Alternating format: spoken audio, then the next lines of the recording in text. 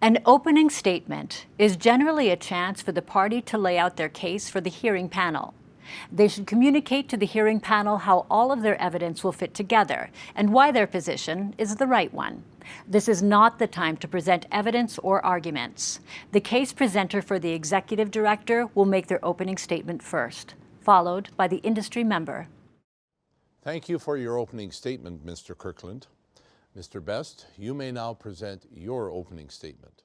Thank you, Mr. Chair. Ladies and gentlemen of the panel, during the course of the hearing today, you will hear, based on the evidence provided, that none of the allegations made against me are true.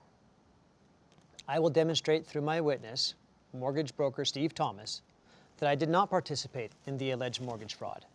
I didn't forge any letters or appraisals. Through my own evidence, you will hear that I fulfilled my fiduciary duty to Ms. Boyd. I helped her obtain the home she wanted, disclosed all relevant information, and that all the necessary industry relationship paperwork was completed. At the end of the hearing, you will conclude that none of the allegations made against me have been proven on a balance of probabilities.